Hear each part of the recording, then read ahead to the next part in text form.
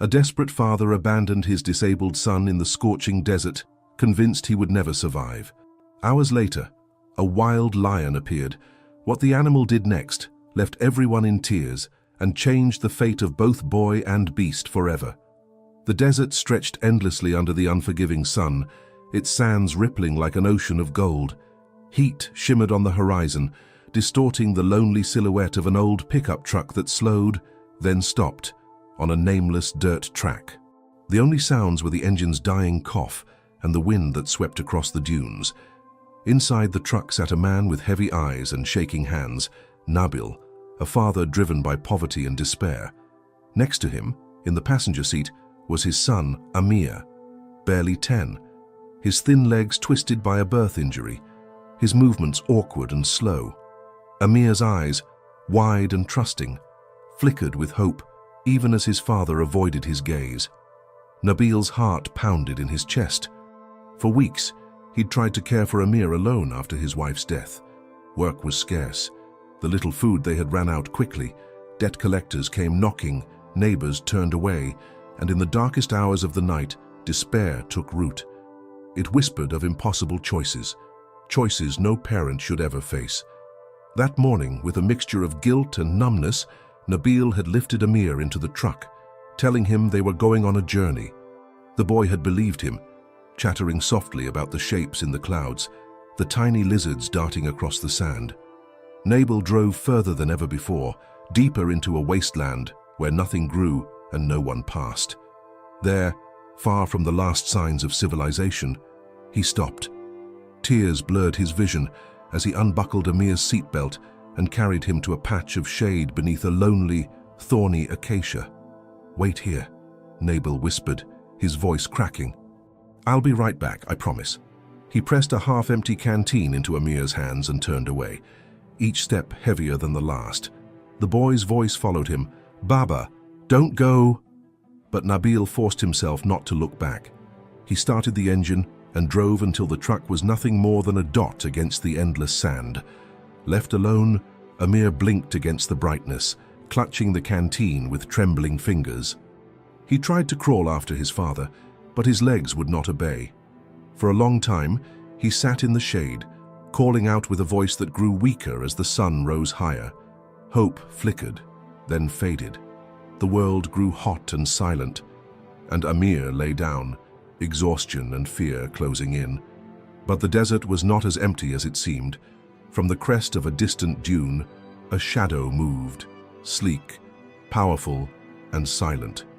It was a lion, lean and golden, its mane blowing in the wind as it surveyed the sands. Drawn by the faint sound of Amir's cries, the lion approached, each step deliberate and graceful. Amir saw the great beast long before it reached him.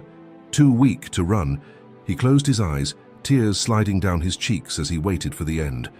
But instead of fangs and claws, he felt a warm breath and the gentle nudge of a broad, rough nose. The lion sniffed the boy, then lay down beside him, curling its body around Amir as if shielding him from the wind and sun. For hours, they remained like that, boy and lion, two souls abandoned by the world, finding unexpected comfort in each other's presence. Amir, sensing he was safe, drifted in and out of sleep, his hand resting on the lion's mane.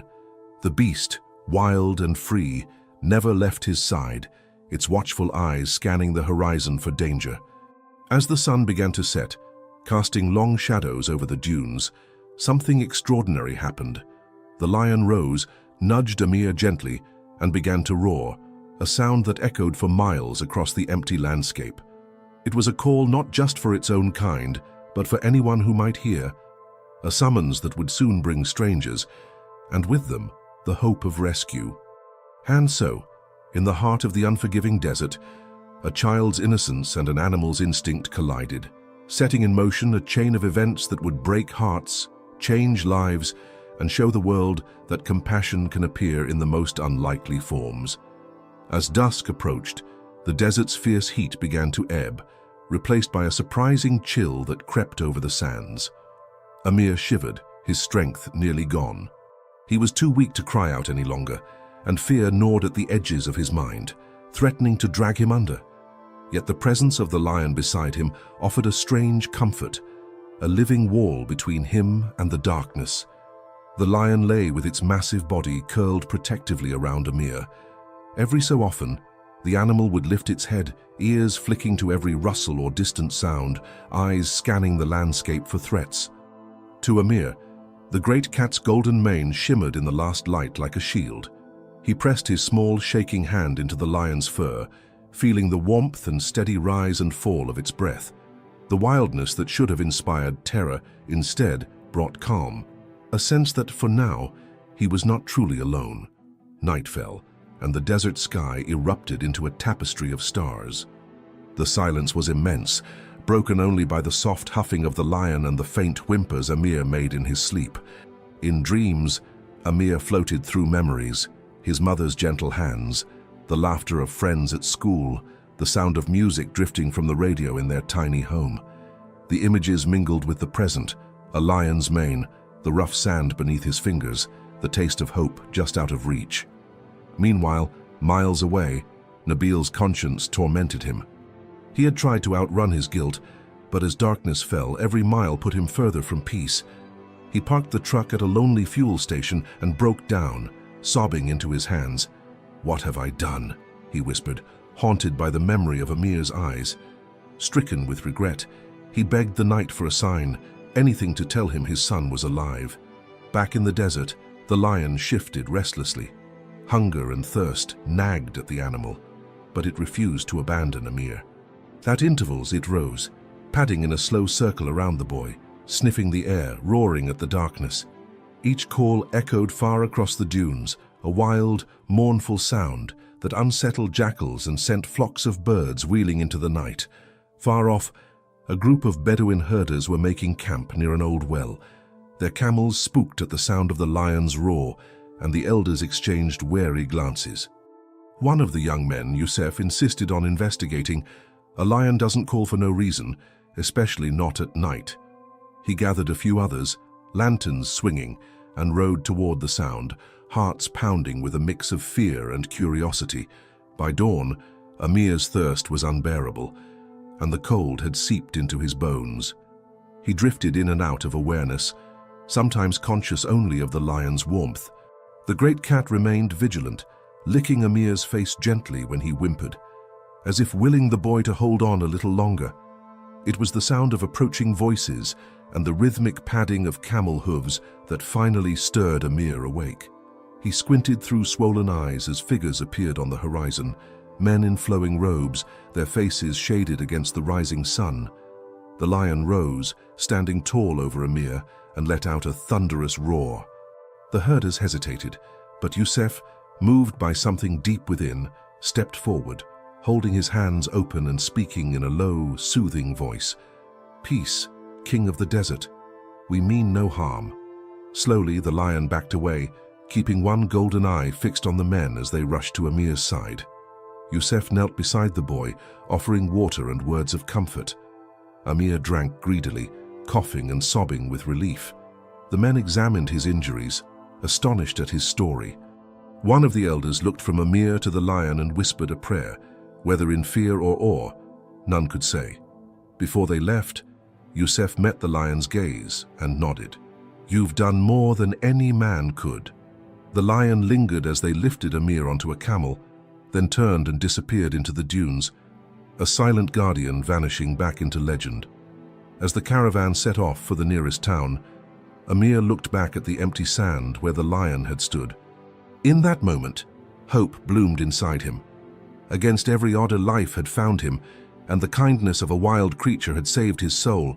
What no one knew yet was how the story would soon spread, touching not just Amir's family, but the hearts of thousands, sparking questions about mercy, fate, and the mysterious power of compassion, even in the harshest corners of the earth. The Bedouin caravan traveled steadily through the morning, careful not to jostle Amir as he dozed in the shade of a woolen blanket on the camel's back. Each time he stirred, Youssef offered water and gentle encouragement. Word spread quickly among the herders of the miracle they had witnessed, a wild lion standing sentinel over a helpless boy. Some whispered it was a sign from the desert spirits, others that Amir was blessed, touched by something sacred. As they neared the outpost village, the caravan was met with wide eyes and urgent questions. News of Amir's rescue leapt from tongue to tongue, carried by the caravan's scouts and the village children who trailed after the camels. The story grew with every retelling. The lion became larger, its eyes brighter, its mercy more mysterious. By the time Amir was laid gently on a cot in the healer's tent, the tale was already legend.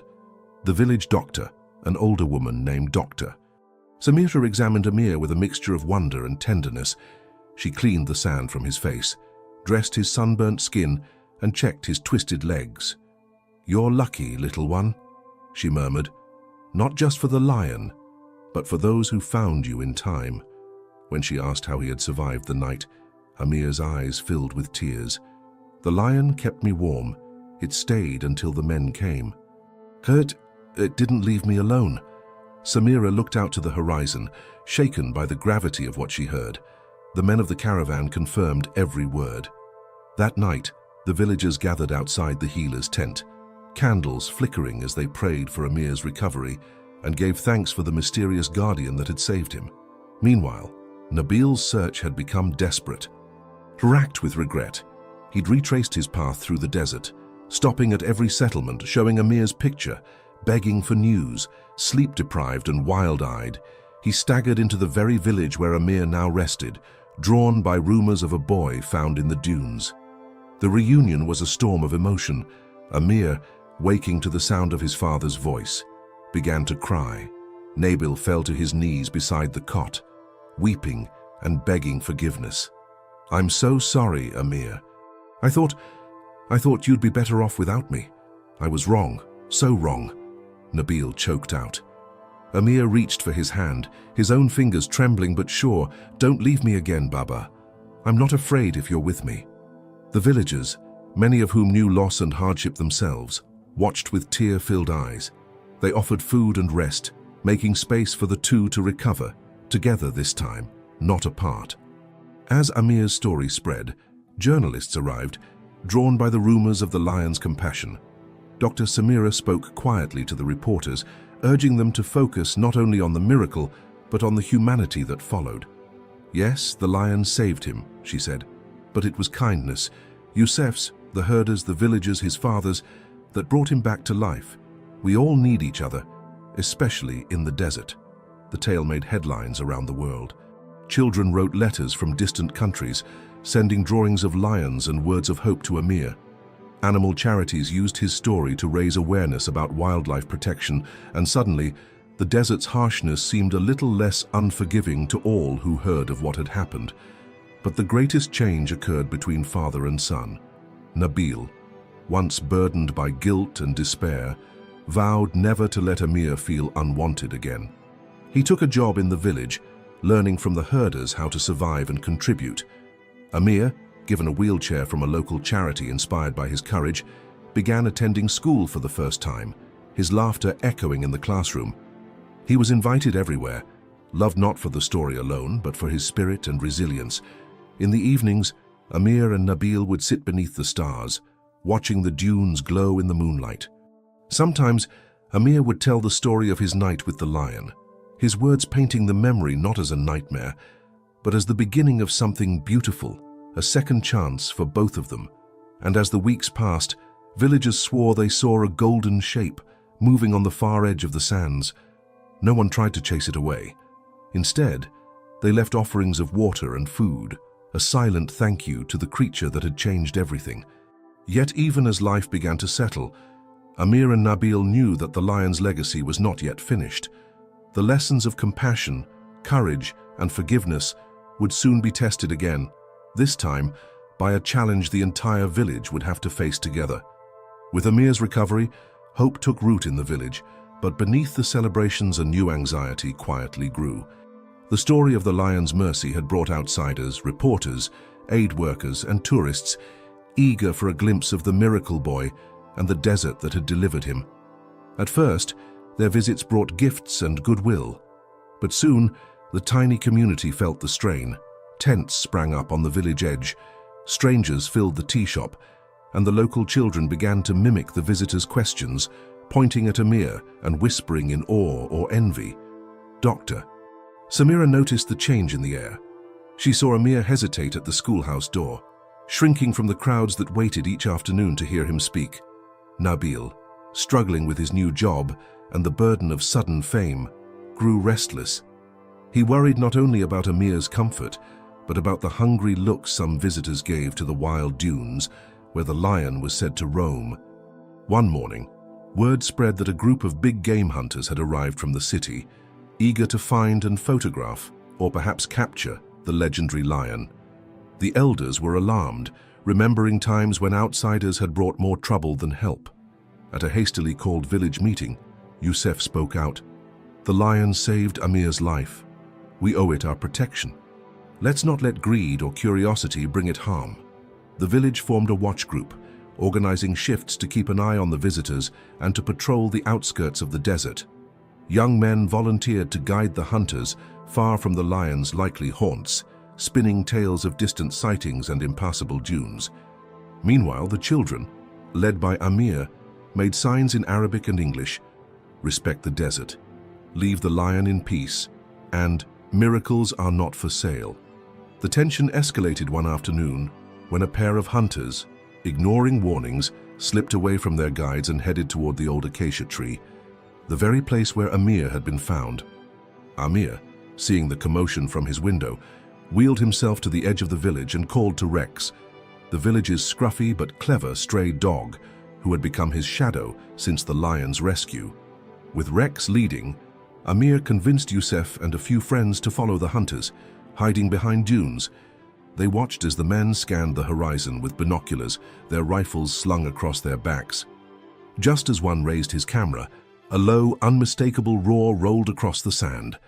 The hunters froze as in the shimmering heat, the lion appeared on a distant rise, majestic, unhurried, and utterly unafraid. For a moment, no one moved. The hunters, awed and unsettled, lowered their cameras.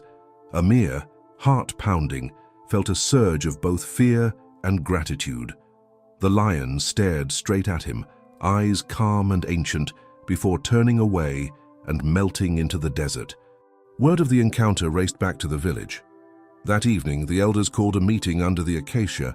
This time, Amir spoke, his voice steady but impassioned. "The lion is not a prize. It is a friend to us, a symbol that mercy lives in the wild, just as it does in us.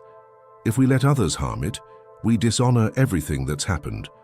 The villagers listened, then voted unanimously. No more guides for hunters, no more encouragement of tourists seeking the lion. "Doctor," Samira suggested an alternative, inviting people to learn about the desert's delicate balance, its people, and the lessons of kindness and humility, rather than just seeking spectacle. Slowly, the outsiders' presence waned. Some left, frustrated, but many stayed to learn. Teachers and aid workers helped set up a small community school and a nature camp for children. Donations funded a new well and a clinic. Amir found a new confidence, his voice carrying farther each day. His friendship with Rex grew, the dog always nearby, reminding everyone that loyalty and courage could take many forms. But as the village settled into a fragile peace, a rumor surfaced that one group of hunters had set traps on the edge of the lion's territory, hoping to catch the animal by night. Fear swept the community. The lion's fate and the village's soul now hung in the balance. The people would have to decide, would they risk everything to protect their unlikely savior, or would the old cycle of fear and power return? And so, as a full moon rose over the dunes, Amir and his friends made a vow to watch, to warn, and if necessary, to act. For in the heart of the desert, they had all learned that sometimes the smallest voice or the weakest body can make the greatest difference. The night was alive with tension as the rumor of traps spread through the village. For Amir, sleep was impossible. He lay awake, the moonlight spilling across his blanket. Rex curled at his feet. Every creak of wind outside sounded like footsteps. Every distant bark or shout sent a chill up his spine. He couldn't stop thinking of the lion, his protector, his silent friend, moving somewhere out there in the endless dark, unaware of the danger now set for it. By dawn, the village was already stirring. Yusef gathered a group of young men and women armed with nothing but flashlights, sticks, and fierce resolve. Amir begged to go with them. Dr. Samira hesitated, but seeing the determination in Amir's eyes, she finally relented. If he promised to stay close and let Yusef lead. The small band moved quietly across the sand, eyes scanning the horizon for any sign of movement. Rex trotted ahead, nose low to the ground, sniffing for the unfamiliar scent of iron and oil. The group fanned out near the old acacia, careful not to leave tracks that would betray their search to the hunters still camping at the village's edge. It didn't take long to find the first trap, a cruel, heavy steel snare half buried near a dried-up stream bed. Yusef knelt, examining it with disgust. "These don't belong here," he said, his voice tight with anger. Working together, the group dismantled the trap, hiding the pieces deep in the sand. They moved on, following Rex's nose and Amir's intuition. Trap after trap they found, each more sophisticated than the last, some baited with meat, others disguised under rocks and brush. The young rescuers worked quickly, racing the rising sun. As the group worked, Amir felt a strange calm settle over him. The desert was still harsh, but here, surrounded by friends and led by hope, he felt the same strange courage he'd known when the lion lay beside him in the night. Suddenly, Rex let out a sharp bark and took off at a sprint, ears flat and tail high. Amir called for Yusef and wheeled after him as fast as the sand allowed. Cresting a small dune, they froze at the sight. Not 20 paces ahead, the lion stood, paw caught in one of the snares. Blood stained the sand beneath its foot, and the animal's great head was bowed with exhaustion and pain. Yusef hesitated. Fear was instinct, even after all they had witnessed. But Amir pushed forward, voice trembling but strong. "We have to help him, please. He saved me. We can't leave him now." The group approached slowly, hands raised and hearts pounding. The lion watched with wary, tired eyes but did not try to flee. Rex inched forward, whining softly, and the lion seemed to relax, recognizing the little dog from their first meeting. Carefully, Yusef and 2 others worked at the trap, prying open the jaws with a crowbar. The lion's leg was badly cut but not broken. Amir held his breath as Dr. Samira, who had run from the village at the news, knelt and washed the wound with water from her canteen. The lion winced but didn't lash out, as if trusting the gentle hands that worked to free it. When the last bandage was tied, the animal slowly rose, testing its weight, and then, impossibly, brushed its massive head against Amir's shoulder in a gesture of gratitude that left the boy speechless. As the group began to return, Yusef scanned the horizon and saw angry figures approaching. Hunters, alerted by the commotion, storming across the sand with shouts and raised fists. But now the villagers had the strength of unity and the clarity of purpose. Forming a wall, they blocked the path, shouting back in Arabic and English, "The lion is under our protection, leave our land, go now, and never return." The confrontation was tense, but faced with a village united and unyielding, the hunters, outnumbered and exposed, finally backed down. They gathered their things, threw curses over their shoulders, and retreated into the dunes, vowing never to return. By the time the group reached the village, the sun was high, and the lion limped alongside them, a living legend come home. The elders met them at the edge of town, awe in their eyes. As Amir recounted what had happened, a hush fell over the crowd. Dr. Samira spoke softly. "Compassion saved a life, and today it saved our community's soul.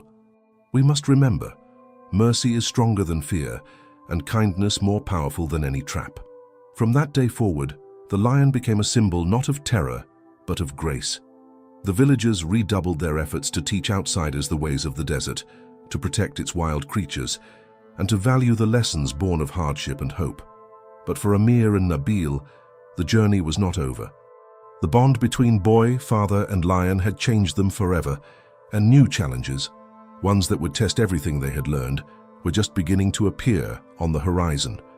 The weeks that followed were filled with both healing and transformation.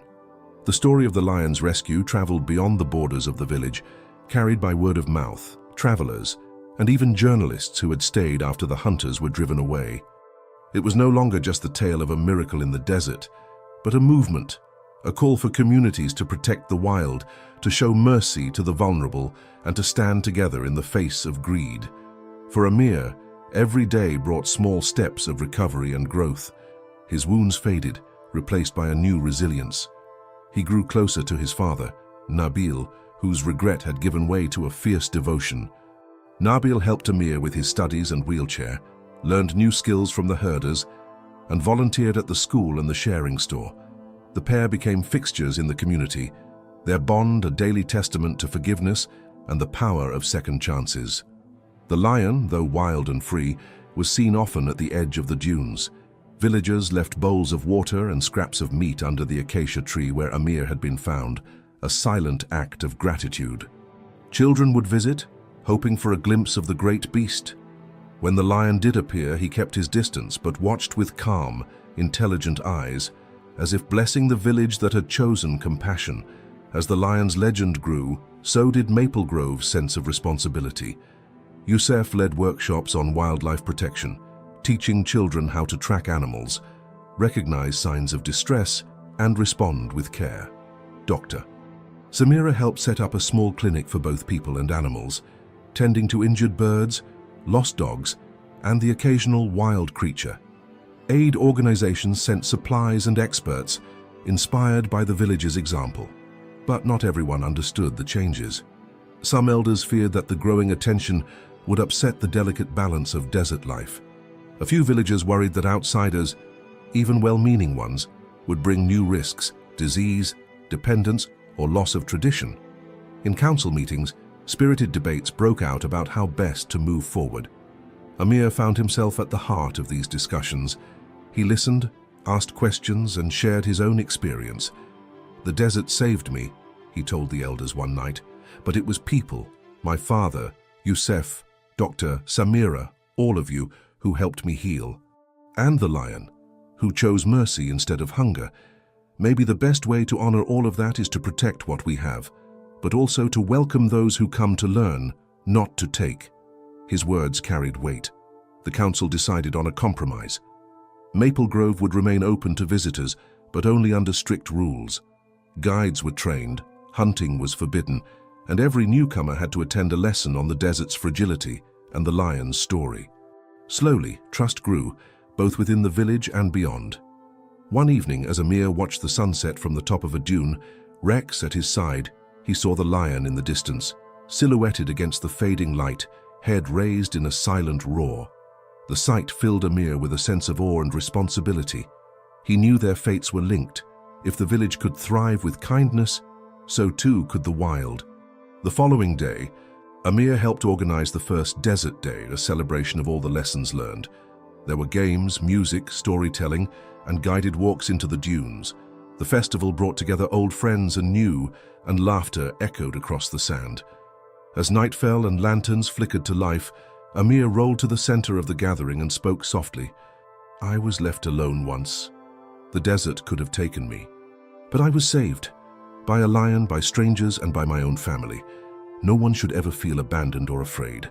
Let's promise that here, every life matters. Every voice will be heard." The village erupted in cheers. Nabil knelt beside his son, tears shining in his eyes. "You have taught us all, Amir," he whispered, "how to be brave, how to forgive, and how to hope." From that night, Maple Grove's destiny changed again. The lion was no longer just a legend, and Amir no longer just the miracle boy. Together they became symbols of a village that had learned, through suffering, mercy, and courage, how to love the wild and how to love each other. But as the seasons turned, the desert would soon offer its next test.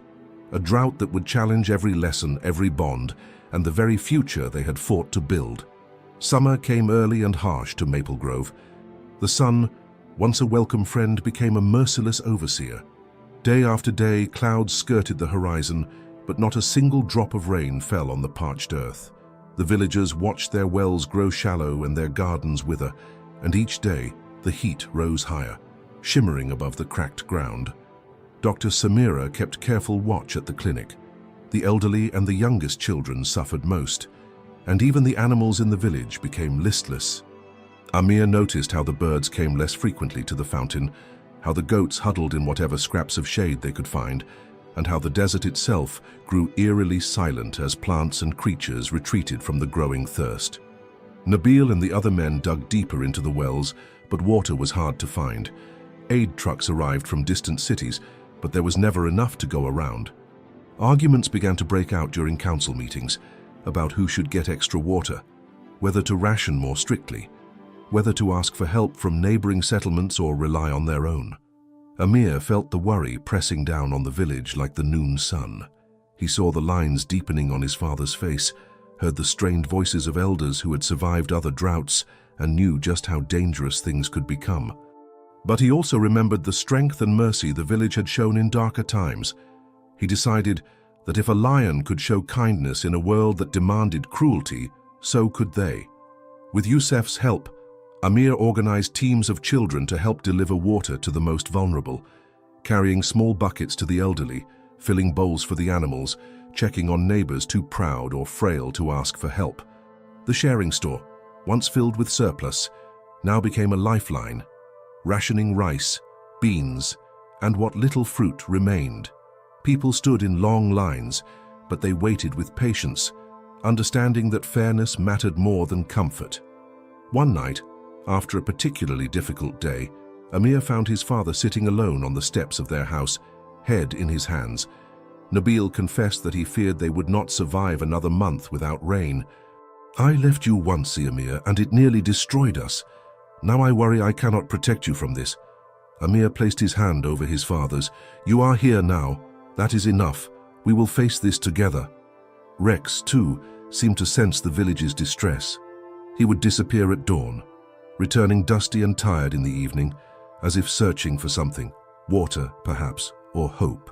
One night, he did not come home at all.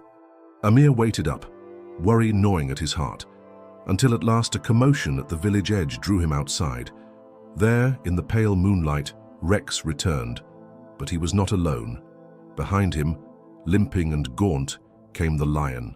The great cat looked worn and thirsty, ribs visible beneath its tawny coat. The villagers gathered in silence, watching as Rex led the lion to the last full well.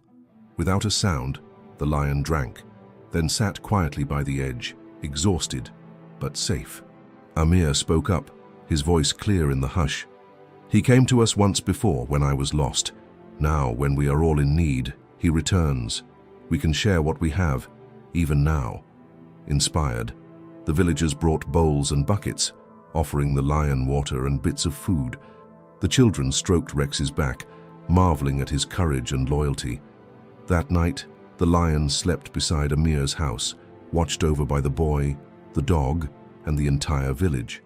The drought dragged on, but something shifted in Maple Grove.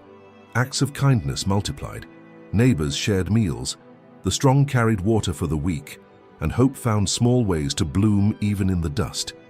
The story of the lion's return spread quickly, bringing renewed aid and messages of support from distant places. Dr. Samira, seeing the spark return to her patient's eyes, called it a miracle. "It's not the lion alone," she said. "It's the spirit he brings, the proof that even in suffering we can choose to be kind." As the days grew shorter, a faint promise of rain appeared on the horizon. Amir watched the sky with longing, knowing that survival was never guaranteed, but that hope, like mercy, could outlast even the harshest season.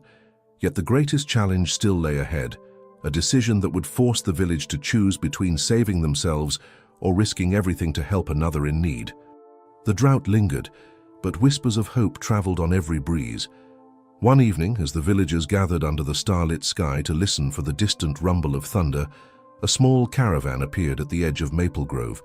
They were refugees from a settlement far to the south, where the drought had struck even harder. Exhausted and gaunt, they arrived with little more than the clothes on their backs and desperate eyes that scanned the village for mercy. The council met at dawn, torn between compassion and survival. Supplies were at their thinnest. Every well, every sack of grain had been counted and rationed. Some voices, fearful and trembling, warned that sharing what remained could doom Maple Grove's own children. Others, remembering Amir's ordeal and the lion's mercy, argued that to refuse would be a betrayal of all they had become. Amir, sitting beside his father and Rex, listened quietly. The faces around him were drawn and tense, but he saw hope flicker even in their fear. When the debate grew loud and angry, Amir asked for a moment to speak. His voice, though soft, carried across the room. "When I was alone in the desert, I survived because a lion, a wild creature with nothing, chose to protect me instead of turning away. Later, our village stood together to protect that lion, even when it cost us. If we forget that now, we lose not just our harvest, but our hearts." He looked to his father, whose hand trembled but squeezed his own. "We are here because someone once chose kindness. Let's not let fear turn us into something less." A hush fell over the council. Dr. Samira nodded, her eyes shining. "Mercy multiplies, just as suffering does. If we close our doors, we might live a little longer, but we will not truly survive." The vote was held. By the narrowest of margins, Maple Grove chose to welcome the newcomers.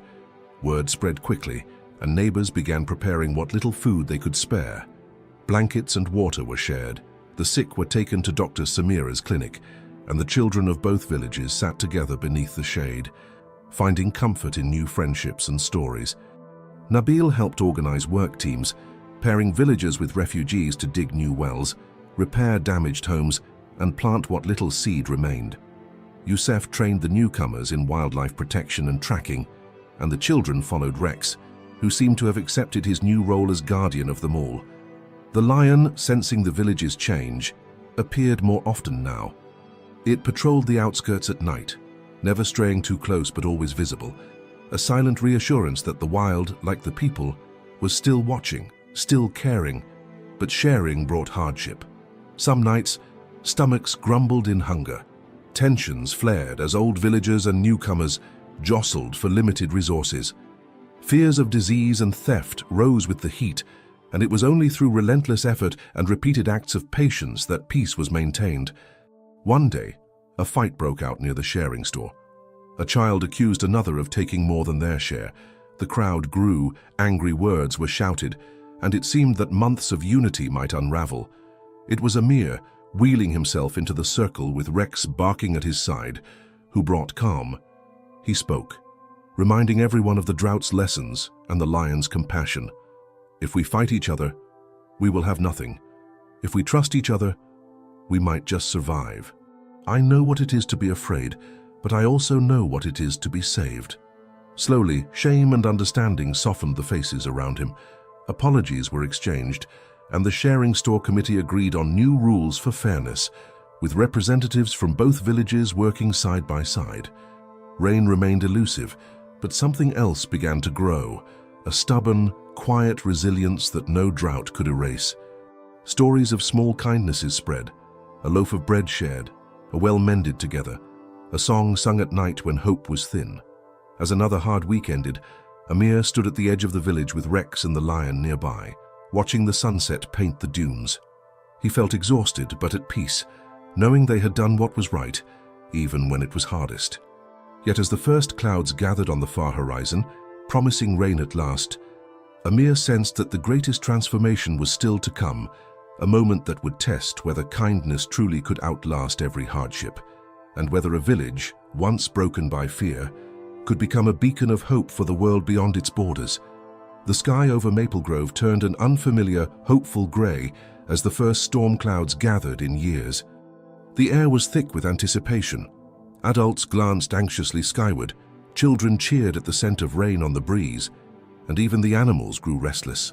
For days, the promise of water was so close, it felt like a dream. When at last the rains broke, it was not a gentle drizzle but a deluge, sheets of water pounding the dust, rivers roaring where only dry beds had been. The entire village spilled from their homes to dance and shout in the downpour, faces lifted to the heavens, every drought-weary heart overflowing with gratitude. Amir wheeled himself into the street with the other children, Rex circling and barking, both of them soaked to the skin and laughing.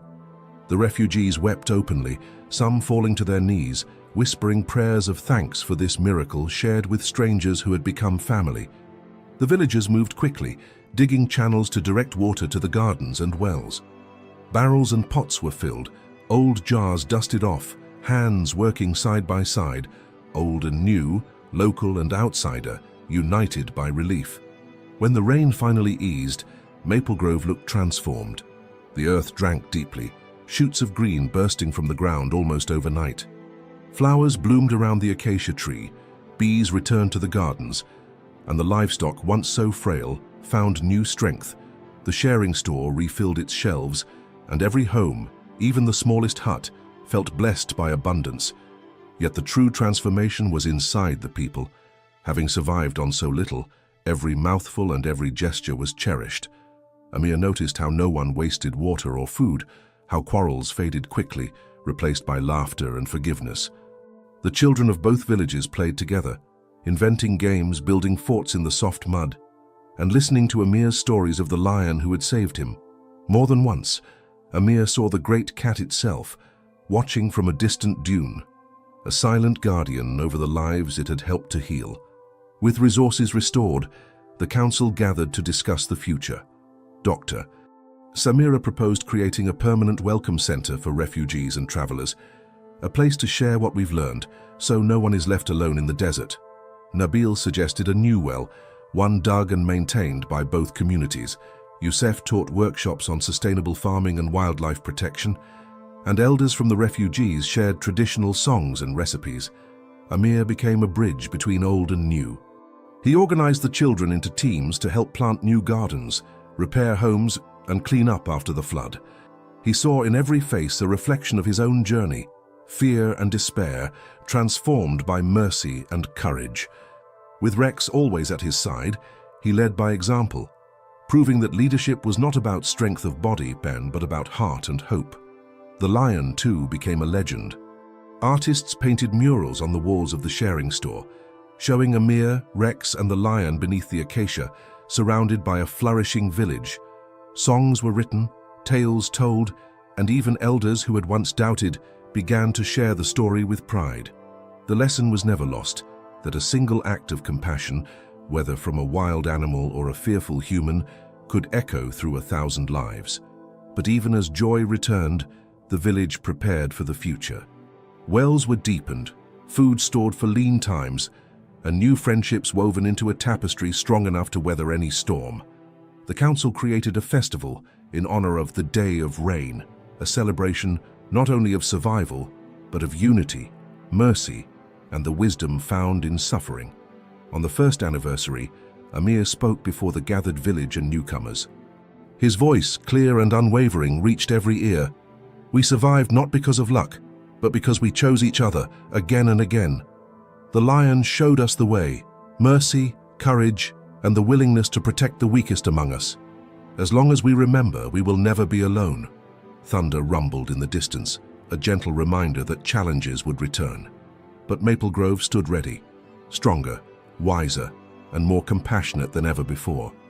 Yet one last test remained, a threat neither storm nor drought, but the arrival of outsiders whose motives would challenge everything the village had built. The lushness that followed the rains brought a season of prosperity to Maple Grove, but peace, as Amir had learned, is never guaranteed. Word of the village's recovery and of the boy and lion at its heart spread far and wide. It was not long before a different kind of visitor arrived, one that threatened the fragile balance the village had worked so hard to build. They came in convoys of polished vehicles bearing the insignia of an international foundation. Well-dressed officials, scientists, and media crews streamed into Maple Grove, their words full of praise and promises. They offered funding for new wells, scholarships for the children, and medical supplies for Dr. Samira's clinic. Most tempting of all, they promised to build a grand sanctuary on the outskirts of the desert, a place, they said, that would protect the lion and attract tourists from across the globe. At first, the council and villagers welcomed the help. Old wounds from the drought made security and comfort irresistible. The foundation's leaders met with Amir, asking him to tell his story for the cameras, to become the face of the new sanctuary. Flattered but wary, Amir spoke honestly, sharing not only the tale of his rescue, but the lessons Maple Grove had learned: mercy, community, and the importance of respecting the wild. But soon, doubts crept in. The Foundation's representatives began to draw boundaries, restricting access to grazing lands, building fences where the lion once roamed free. Construction teams dug deep pits and erected walls of concrete and wire. Villagers who had once gathered under the acacia tree to leave offerings for the lion were now kept at a distance, their traditions brushed aside as old-fashioned. Rumors spread that the foundation planned to sell tickets and keep most of the profits, offering the village only scraps in return. Worse, as the sanctuary neared completion, strangers began to arrive not as helpers, but as spectators. Buses disgorged tourists clutching cameras, eager for a glimpse of the miracle lion. Their presence changed the village's rhythm. Children pushed aside in the rush for photos. The elderly questioned and filmed without permission. The quiet respect that had once defined Maple Grove gave way to intrusion and spectacle. Amir felt his unease grow. One afternoon, he watched as workers tried to lure the lion into the fenced enclosure with meat and noise. The great cat, proud and wary, kept its distance, refusing to be trapped. Rex barked at the fence, sensing the wrongness of it all. The villagers, too, became divided, some urging patience, others growing resentful as old freedoms vanished. In a tense council meeting, Amir spoke up, his voice firmer than ever before. "We were saved by compassion, not by profit. The lion is not ours to display. We are not a story to be sold. If we give up our kindness and our freedom, what do we have left?" The elders listened, torn between fear and pride. Dr. Samira, weary but resolute, agreed. "We need support, but not at the cost of our dignity or the lion's freedom. We must speak as one, or everything we have learned will be lost." That night, a plan was forged. The villagers, old and new, gathered under the acacia tree, this time without fanfare or outsiders. They laid their hands together, vowing to protect the lion and the spirit of their home no matter what. When the foundation's officials arrived the next morning, they found the council waiting, united and unbending. Amir, with Nabil and Youssef at his side, spoke for them all. "We thank you for your help, but this is our home. The lion is free, and so are we. If you cannot accept our way, you are welcome to leave." It was a tense standoff. For a moment, it seemed that the village might fracture under the pressure. But then the officials, seeing the unity in every face, backed down. The fences were dismantled, the project scaled back to a simple research post, and the lion was left to roam as it always had, wild and untamed. Maple Grove paid a price for its defiance. Some funding was withdrawn, and the attention of the outside world faded. But what remained was real: peace, self-respect, and the knowledge that true sanctuary could never be built with walls, but only with trust and love. As the sun set that evening, Amir, Rex, and the villagers gathered once more. The lion appeared in the distance, pausing atop a dune as if in blessing. Amir felt a deep certainty. Maple Grove had survived its greatest test, not by growing rich, but by refusing to forget what had made it strong in the first place. Yet even as the stars brightened overhead, Amir knew their journey was not finished. The world beyond the desert was always changing. New challenges would come, and they would need to remember, again and again, the lessons that a lion, a child, and a village had carved into the sands of time. The days that followed saw Maple Grove settling into a quieter strength. Without the constant stream of outsiders, the village returned to its roots, gathering beneath the acacia, sharing meals and stories, working the land together. The sense of relief was palpable, yet so too was a new wisdom. The people now understood the fine line between help and harm, between sharing a story and selling a soul. Amir spent his days moving between the school, the clinic, and the gardens, always with Rex by his side. His friendships with the children of both Maple Grove and the refugee families deepened. They listened raptly as he told the tale of his night in the desert, always ending not with his rescue, but with what followed. How a single act of mercy could ripple through 1,000 lives. One afternoon, while repairing a fence with Nabil and Youssef, Amir saw the lion in the distance, padding slowly along the old boundary of the failed sanctuary. The animal stopped, turned its great head, and gazed at the trio. For a moment, Amir's eyes met the lion's, and a wave of memories flooded him, not just of fear and pain, but of trust, warmth, and the mystery of their bond. Nabil placed a hand on Amir's shoulder. "He is as free as you are now, my son." The villagers took time to repair the land where the foundation's workers had dug and built. They removed the last remnants of concrete and wire, planting saplings and wildflowers in their place. Children painted new murals, no longer of cages or tourists, but of open desert, starry nights, and the lion always watching over a thriving village. The restoration became a community effort, a ritual of healing and reclamation. Dr. Samira worked with Amir and the elders to create a simple code for any future visitors. Respect the land, respect its creatures, respect our story. Travelers who arrived learned not just about the lion, but about how Maple Grove had survived famine, flood, and temptation by standing together. They were asked to help with chores, attend lessons, and join in festivals rather than simply observe. New relationships formed with distant villages and cities, not based on pity or charity, but on mutual aid. Maple Grove sent seeds and knowledge, received teachers and new friends in return. The sharing store became a regional hub, its shelves filled with goods from near and far.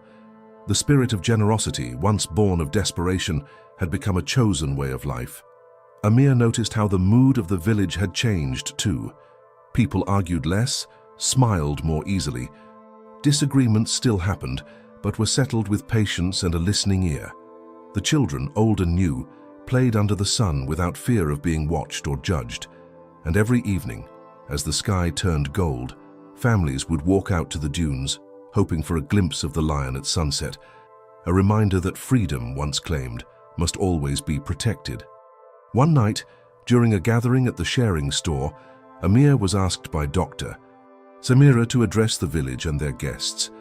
Standing in the warm glow of lanterns, he spoke not as a miracle survivor, but as a friend and neighbor. "We have been through so much," he began, his voice steady. "Abandonment, hunger, storms, and temptation.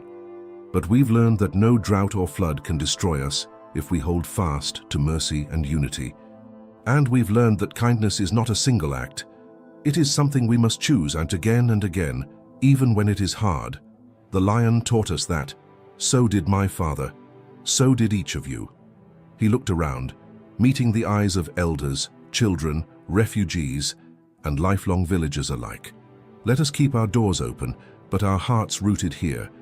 Let us protect the wild, cherish the weak, and share our story not as a fairy tale, but as a promise, to ourselves and to whoever needs hope."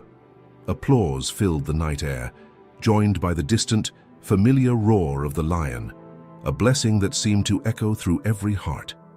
In the following days, as the fields grew tall and the wells ran clear, Maple Grove prepared for its annual Festival of Gratitude. The event would bring together not just villagers and refugees, but travelers from every corner, all eager to witness the legacy of a boy, a lion, and a village that had learned to choose hope over fear, unity over division. But as the preparations began, Amir felt a quiet certainty. This story, born of abandonment and rescue, was not just Maple Grove's. It was a call to anyone who believed in the power of kindness to build a world where, even in the harshest desert, no one would ever be left behind. The days leading to the festival were filled with joyful anticipation. Flags fluttered over the main square. The scent of baking bread mingled with the sweetness of dried dates and ripe melons, and songs echoed from every house. Children practiced their dances beneath the acacia tree, rehearsing stories of survival and unity, always with the lion at the heart of each tale.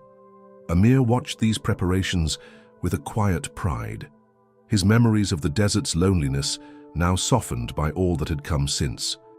Rex, sensing the excitement, was everywhere at once, herding children, greeting new arrivals, and occasionally disappearing into the dunes to return dusted in sand, tail wagging with secret knowledge.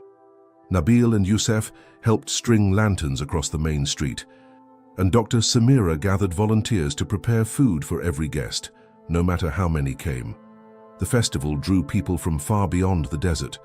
Families arrived from distant villages, traders brought colorful wares, and even a few of the old Foundation officials returned, not as conquerors, but as guests eager to see how Maple Grove had thrived without fences. The sharing store overflowed with gifts: wool, books, rare spices, and even a violin, which the children took turns learning to play. On the first day, Amir was chosen to lead the opening procession. Seated at the front of a long, winding parade, he waved as children followed behind, each carrying a banner painted with the village's story. The lion's silhouette was everywhere, on banners, painted rocks, embroidered into shawls. It had become a symbol not of fear, but of the dignity and hope born from compassion. That evening, as the sun set in a blaze of orange, the entire village gathered under the acacia. Lanterns bobbed in the dusk, casting warm light on every face. Elders told stories of past hardships, and the refugees shared songs and memories from their old homes. It was a tapestry of sorrow and joy, of journeys both bitter and miraculous. When it was Amir's turn to speak, he wheeled forward and looked out at the sea of expectant faces, old friends, new neighbors, and strangers who, for a few days, would share in Maple Grove's promise. "My story began in fear," he began quietly, "but it has become a story of trust. I survived because a wild creature chose to protect me, and because a village chose not to give up on kindness. Every person here, every act of sharing and forgiveness, is part of that miracle." He paused, meeting the gaze of the children. "We are all survivors. Some of us were born here, some came when we had nothing, some just arrived, but together, we are strong. Together, we are free." Thunder rumbled in the distance, a gentle reminder of the power of nature. In the silence, Amir continued, "The lion did not save me so I could live alone. He saved me so we could build something greater, a place where no one, not child nor animal, is ever left behind. This is our home. Let us protect it, with courage, with mercy, with open hands." Tears shone in many eyes. The crowd broke into applause, and as if on cue, the lion appeared at the far edge of the gathering. For a breathless moment, all fell silent, watching as the animal paused, tail high, eyes reflecting the lantern light. Then, as quietly as it had come, the lion melted back into the desert, leaving behind an unspoken blessing. The night was filled with celebration, music and laughter, shared food, and stories traded well past midnight. The children sang lullabies to the stars, and the elders toasted to peace, hope, and the wild magic that had shaped their destinies. When the lanterns finally flickered out and the guests settled into sleep, Amir sat with Rex beneath the acacia tree. He leaned against his dog, the quiet hum of gratitude thrumming in his chest. Nabil joined him, arm around his son's shoulders, and for a long time, they listened to the peaceful hush of a village at rest. Above them, the desert sky stretched wide and full of promise. Maple Grove had weathered storms and temptation, fear and famine, but tonight the village stood united, a beacon of what could grow from a single act of mercy and the courage to keep choosing hope. As dawn crept over the dunes, painting the world in hues of gold and pink, Maple Grove awoke to the final day of its festival, a day destined to test every lesson, every bond, and every hope the village had built. The night's peaceful hush gave way to a flurry of activity as preparations began for the closing ceremony, a celebration meant to honor the journey from abandonment and despair to unity and healing. Yet as villagers gathered, a sudden commotion rippled through the crowd. At the edge of the settlement, a stranger appeared, a man from a far-off city, face lined by hardship, clothes covered in desert dust, leading a ragged child by the hand. Behind them trailed a small group, all bearing the same look of exhaustion and quiet desperation. They had heard of Maple Grove's festival, of its open doors and legendary kindness. They had come seeking sanctuary. The council met swiftly, worry etched on every face. Resources were still limited. The harvest, though promising, had not yet come in. The old doubts returned, whispers of "we cannot feed them all," and "what if we have nothing left?" But as debate threatened to splinter the unity so carefully built, Amir rolled forward, Rex at his side, and raised his voice for all to hear. "Not so long ago," Amir said, "I was left in the desert. I survived because a lion showed me mercy, and because you, my village, my family, chose to welcome me back, broken and afraid." We have seen again and again that kindness multiplies, that every act of courage makes us stronger. If we turn these people away, we lose everything the lion taught us. We lose ourselves. There was silence. Then, one by one, voices joined Amir's. Dr. Samira, we will make space in the clinic no matter how crowded. Yusuf, my family can share our meals. Nabil, when I lost hope, Maple Grove gave it back. Let's do the same now. The council voted unanimously to accept the new arrivals. Word spread quickly. Blankets and food were gathered. Children offered to show their new friends around, and neighbors prepared extra places at their tables for the communal feast that would close the festival. But the real test was yet to come. As dusk fell, a violent sandstorm appeared on the horizon, an ominous, churning wall of dust and wind racing toward the village. The elders shouted warnings, families scrambled to secure animals, windows were shuttered, and everyone hurried to the community center, arms full of food and bedding, holding tightly to the hands of children and elders alike. In the chaos, Amir noticed the new arrivals standing apart, fear in their eyes. Without hesitation, he called out, "You are safe here. We'll face this together." Moving swiftly, he and Rex led them inside, helping to calm the children and settle the frightened adults. The storm struck with terrifying force, shaking the building, rattling every wall. Darkness swallowed the world outside. In the flickering lantern light, the villagers huddled close, old and new, shoulder to shoulder, every boundary erased by shared peril. Mothers sang lullabies, elders told stories of storms past, and Amir, his hand on Rex's back, spoke softly to those nearest him. "This will pass. We are strong. We are together." Hours dragged by, but no one panicked. The trust built through hardship now became their shield. At the height of the storm, a tremendous crash echoed from the far side of the center. The roof was beginning to give way. Nabil and Yusuf leapt into action, rallying others to reinforce the beams with tables and mattresses. Dr. Samira tended to those hurt by flying debris, her calm a beacon for all. Suddenly, above the roar of the wind, came a sound no one expected, the lion's deep, thunderous roar. Even over the storm, it rang clear and commanding, a wild promise of protection. The children stilled. The adults found courage in the animal's presence, remembering every time it had watched over them from the dunes. When dawn finally broke, the storm passed as quickly as it had come. The village emerged into the light, blinking and battered, but alive. The damage was real, roofs torn away, gardens buried in sand, but no life had been lost. At the edge of the square, Amir saw the lion standing on a rise, mane gleaming in the morning sun, watching over the people it had claimed as kin. The villagers cheered, and the new arrivals wept with relief. The closing ceremony, now held under the open sky, became not just a celebration, but a renewal of Maple Grove's promise to welcome the lost, to share what they had, to never let fear dictate their hearts. Together, led by Amir and the lion, they rebuilt again stronger than before. As the festival ended and the village returned to its daily rhythm, Amir understood. The true miracle was not the lion, nor the rain, nor even survival itself. It was the courage to open their doors, to risk love and to choose hope. Even when the world felt harsh and unforgiving, the seasons changed, and with them, Maple Grove blossomed into a haven of hope and resilience. The scars left by drought, storms, and hardship slowly healed, replaced by gardens blooming in wild colors and laughter echoing through the village streets.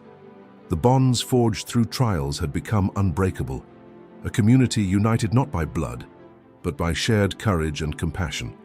Amir grew into a young man whose story had touched hearts far beyond the desert's edge.